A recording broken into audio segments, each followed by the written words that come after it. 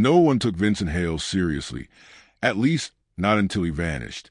He was one of the richest men on Earth, a tech genius, a recluse, a man who built satellites that could see through clouds and AI that could almost think for itself.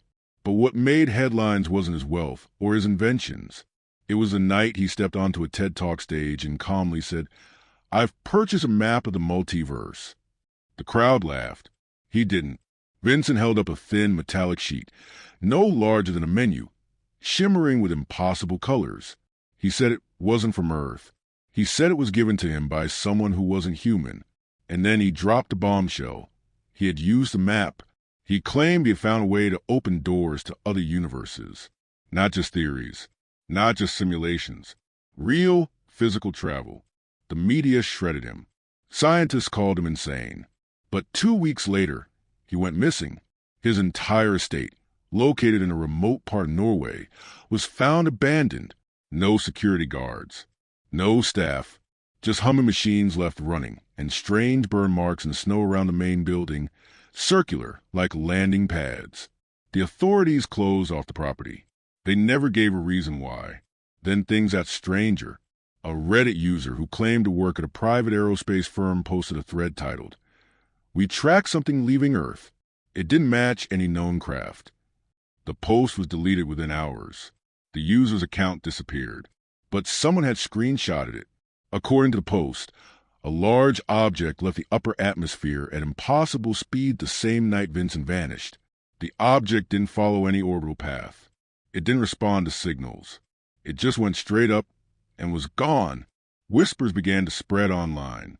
Conspiracy theorists claimed Vincent didn't vanish. He left. He used the map. Here's where it gets weird. A former CIA technician named Daniel Kessler came forward.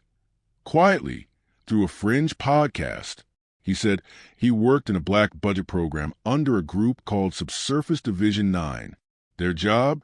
Monitor anomalous tech acquisitions by civilians. He claimed they had been watching Vincent for years, ever since he bought a set of magnetic plates at a secret auction in Jakarta. The plates, Daniel said, weren't from this planet. He also said Vincent didn't find the map. He traded for it. But traded with what? The host asked? Daniel hesitated, then said he traded coordinates. He gave them a location only satellites can see, somewhere deep under Antarctica. A week later, that podcast was scrubbed from all platforms. The host posted a message saying he was going on a break. He hasn't been heard from since. Months passed. The world forgot. But one man didn't. Julian Rook was a freelance journalist obsessed with hidden tech and black projects. He followed Vincent's trail for over a year, digging through abandoned patents, leaked emails, and strange code fragments hidden in one of Vincent's old AIs. Eventually, he found something, a repeating pattern of coordinates. 6 digits, always shifting, like a code that updates over time. He plugged them into a star map. They pointed to empty space. Nothing unusual, until a deep space observatory in Chile picked up a signal, exactly from those coordinates. A pulse.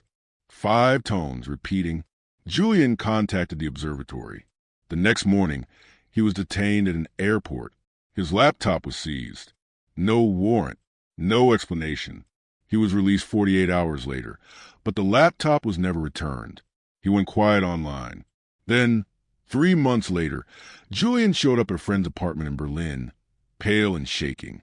He said, "I think I saw another version of myself. He knew things about me I never told anyone." He claimed the multiverse map was real and that Vincent had left doors open. According to Julian, these doors weren't like wormholes or stargates. They were weak spots in reality, invisible to the naked eye, but detectable with certain energy frequencies. He said Vincent's AI had figured out how to find them. Worse, it had also figured out how to broadcast a signal to the other side. Julian said one of those versions responded.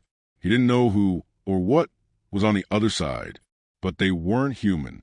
They looked like us, sounded like us, but something was off, like watching a puppet that moves just a little too smoothly. Julian believed they had crossed over. Slowly, quietly, he believed they were replacing people.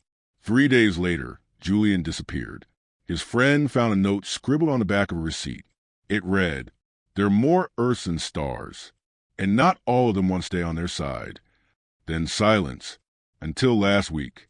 A data leak hit a private server used by an old European space agency. The files were heavily encrypted, but one folder was labeled in English, Cartographer Asset MVR19. Inside was a single image, a map, not on Earth, not of stars. It showed hundreds of spheres, each labeled with a unique symbol.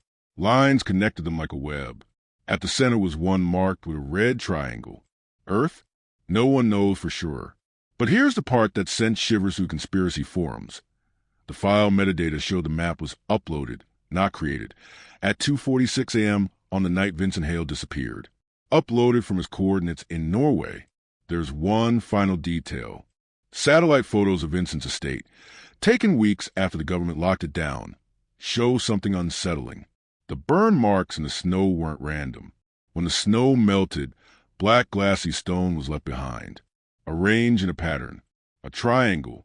The same shape seen on the map. Whatever Vincent bought, whatever he opened, he didn't shut behind him. And if the map is real, he's not alone on the other side. Neither are we.